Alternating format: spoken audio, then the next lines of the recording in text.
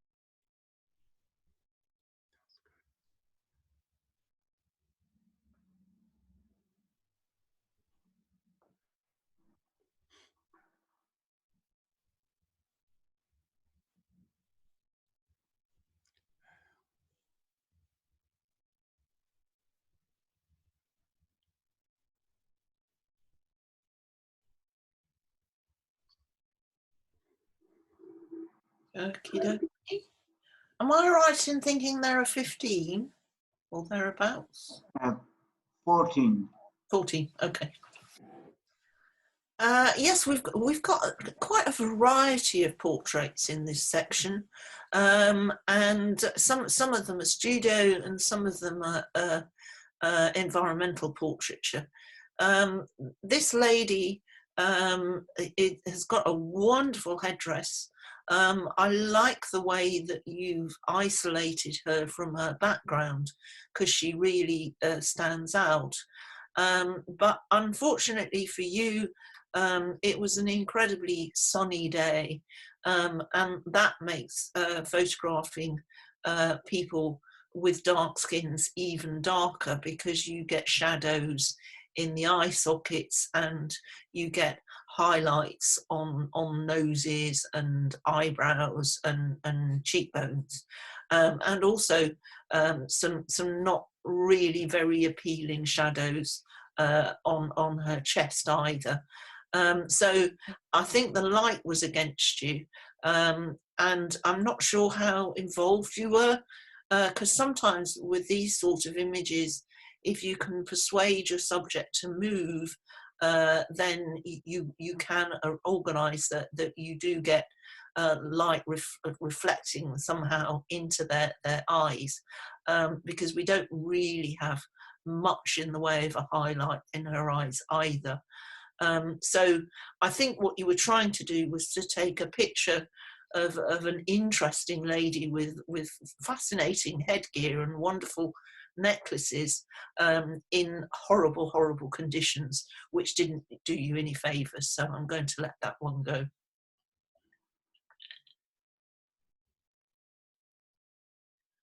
Yes.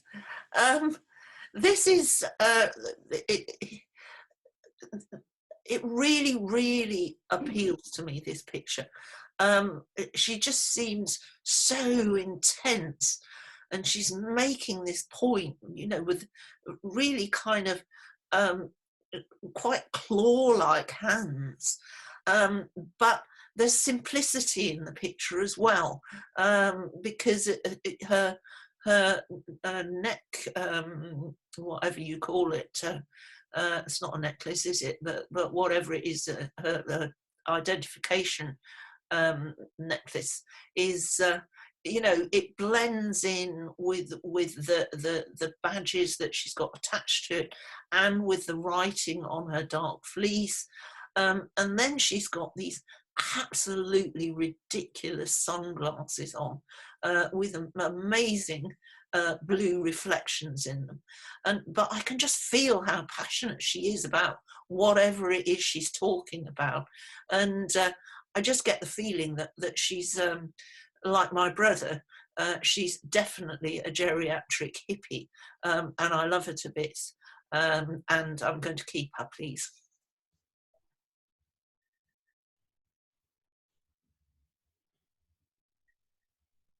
Yes, some very interesting coloured lighting being used on this ballerina. I love her pose. You know, it's a proper ballerina pose. Although I think she could do with a bit more training, because I don't think Birmingham Royal Ballet would approve of that rather lumpy hand around her waist. It's a bit like Strictly Come Dancing and Craig Revel Horwood and his thumb fetishes. Yes, I like the pose. I love her face. I think she looks as if, you know, she's enjoying dancing and the pose. I'm not quite sure about her choice of costume, because I'm not sure the blue leggings really work with the rest of the picture, because I keep just wanting to look at them and thinking, why wear that beautiful dress and then put horrid blue leggings down underneath it? Maybe that's just a female judge's attitude. But as I say, I like what you've done. I like the idea. I loathe the leggings, so I'm going to let it go, please.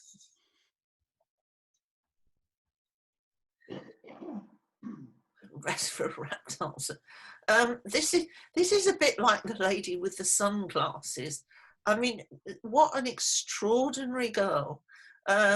Amazing hair. Can't get over her hair. And then she's got, you know, loads of earrings. And you can imagine she's got metalwork on the rest of her body.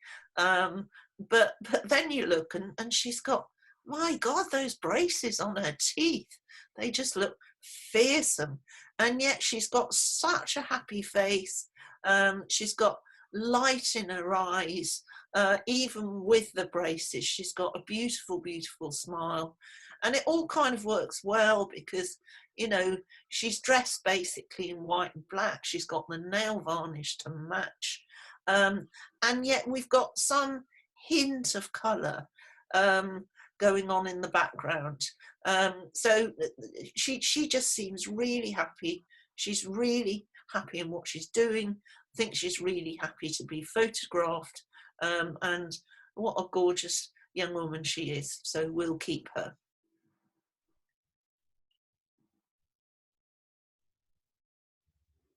Yes, we're going to the opposite extreme now. I do think when you do portraits, you should be sympathetic to your subject. And I'm fairly sure I've got almost as many wrinkles as this person has. But I certainly wouldn't appreciate being photographed up close and personal like that. You know, you've got the detail, you've got the glasses, but really you're not sympathetic to your subject. And I think when you do portraits, you know, you do have to be flatter whoever you're taking as much as you possibly can. And as well as going in really, really close, which I assume was to get rid of the distracting background, you've got that great big white block at the bottom on the left-hand side, which is not appealing. You could, I think, at least have cloned the green, whatever it is, grass, just to get rid of that highlight there, even if it was less easy to tone down the other highlights on the left-hand side. So I'm going to let this one go.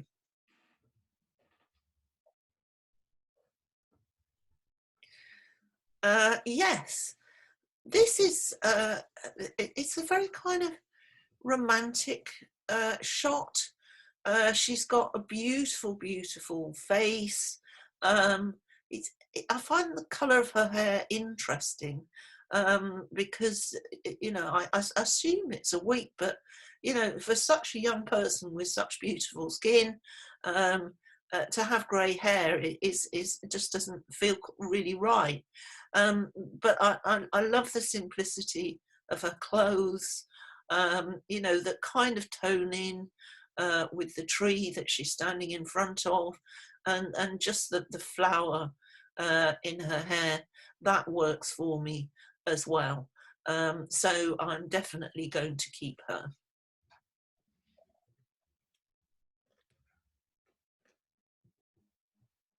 Um, I, I, I am so tempted to keep this one and make it the winner, because it's just so ridiculous. It's not, you know, it is a portrait. I can't say it's not. And I love the title, and I love the hamster as well. You know, you've got all the right things: sharp in the eyes, where, you know, the important part of a portrait; light in the eyes; the most amazing whiskers. But basically, you know, I think if I were to make it a winner, it would be on the grounds of humour and and perhaps just, I'm searching for the right word, cheekiness, shall we say, on the part of the photographer. So I love it as a picture. It's absolutely great, but I am, with regret, going to let it go.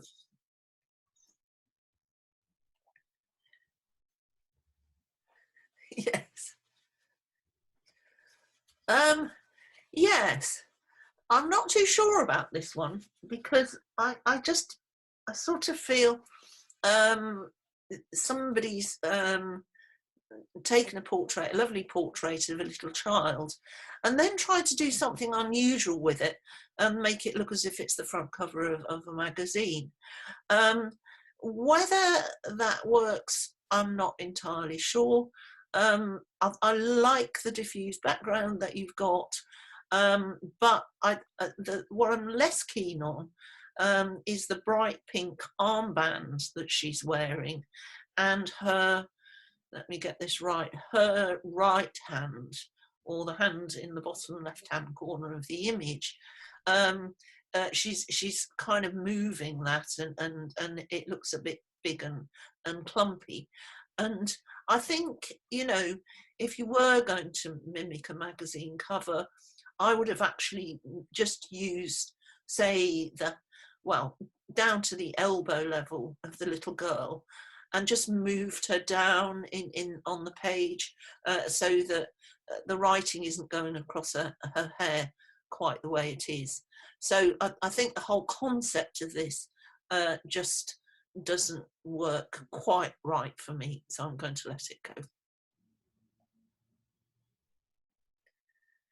Yeah, this is a very interesting image. It's very dark and very moody, but on the other hand, it's actually been quite sympathetically lit. So we've got some beautiful light on the hair that's falling over her shoulder, some quite interesting light going on to light up the right hand side of her face. We have still got dark shadows on the other side of her face, but it does kind of add to the mood, and we can still see her pupils and her irises, with just a little hint of light in it. And I find it quite interesting.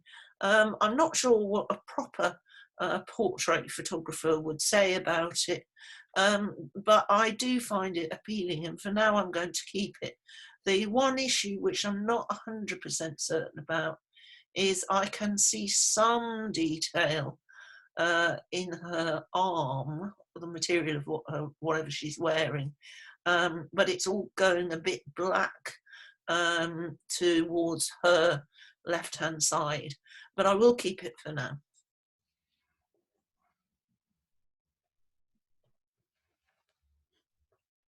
Yeah, interesting face. I like the way that you've presented it, and I love the light on his face, his amazing beard, and the way that the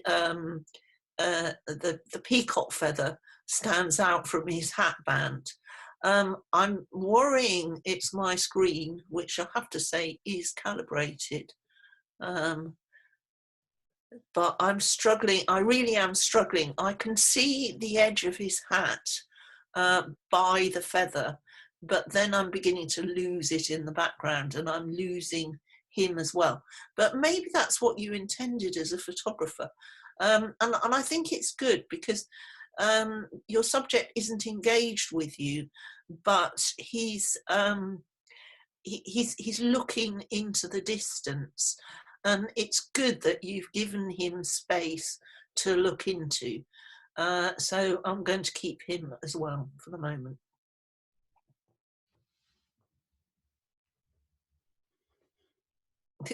Yes. Interesting haircut. Bit Simpsons, isn't it? And it looks as if he's, well, you can tell, shall I say, that he's blowing his harmonica. I mean, he's got his cheeks blown out. He's it's almost as if the effort is making the hair on top of his head stand on end. Looking around the picture, he hasn't got a terribly appealing face, I have to say, but the blue suit against the yellow background works fairly well. But there is something very odd going on around the top of his forehead, particularly if you look up from the nose and then look to the right of the picture. Something strange going on there. It looks as if there's been a bit of manipulation that hasn't quite worked, or it could be scarring, but I'm not quite sure what the white bits are. But I don't think they do him any favours, and I think that's, sometimes you see a picture and you look at it and you think, and you feel uncomfortable, and it takes you a while to work out what it is that's making you uncomfortable. And it's that weird forehead that's making me uncomfortable. So I'm going to let it go.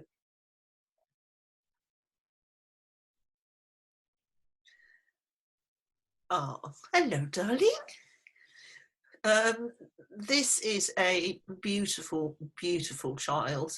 It's got the most amazing smile, beautiful eyes, really, really sharp, light in the eyes, sort of dark, not really dark skin, but darkish skin, but again, with no real highlights, in spite of the lighting that's been going on.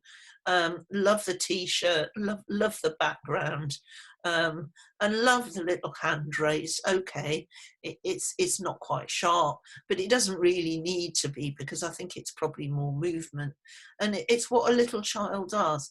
But I just think, when I say that pictures have to produce an emotional response, this one does, because I really feel this child is waving at me.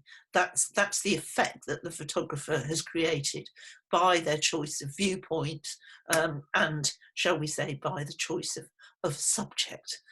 So I'm definitely keeping this one.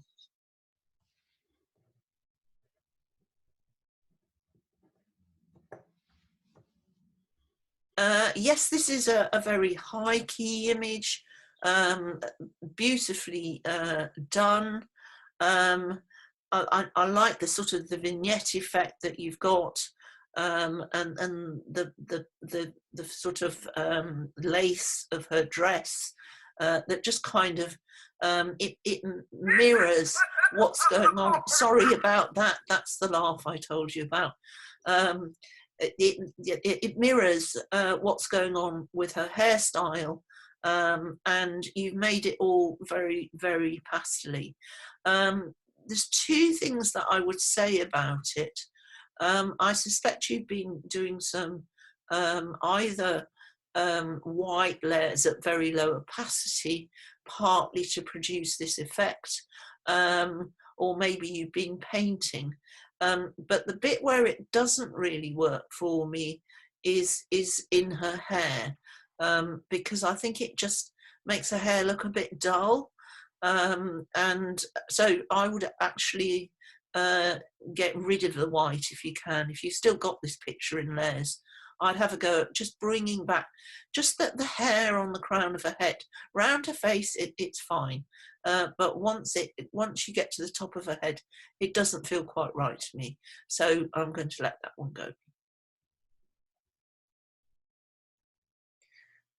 Yes. Well, you need to have an emotional response to the picture, and this is going to be love or hate, isn't it? It's quite an extraordinary model, and ferocious nails, absolutely ferocious. Her hairdo and makeup is quite extraordinary.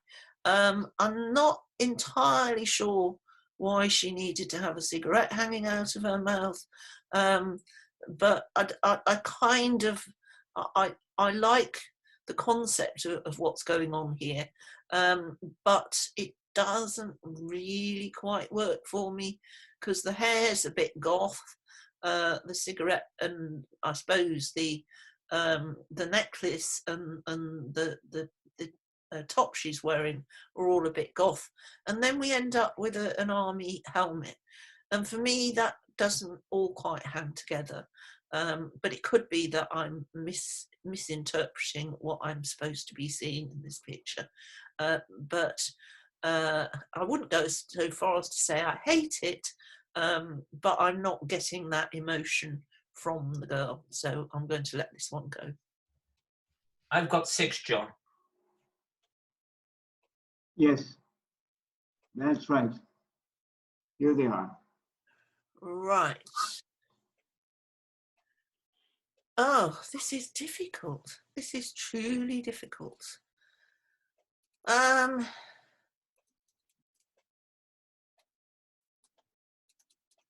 I be generous with my commended?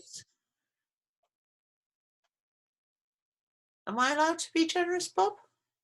Yes. Good. Thank you. Right.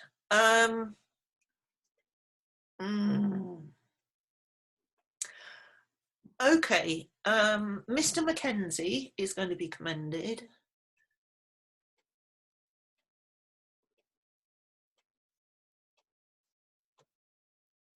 Paula's going to be commended.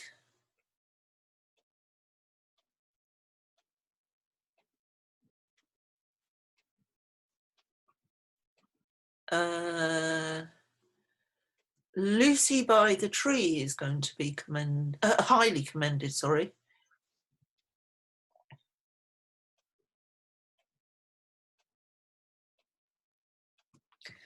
And Rest for a Rap Dancer is going to be highly commended.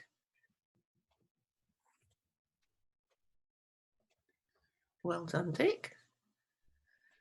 And now I have to tell you, this is a really, really, really difficult decision. But this is it.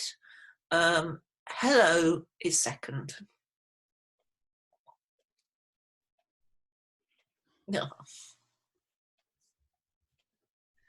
And first is Shady Character. Well done, Jan. Thanks, Annie.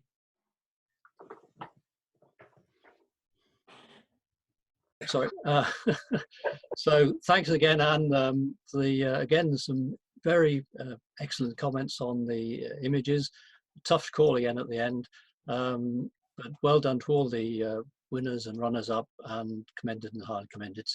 We're going to finish this section now and move on to the next section.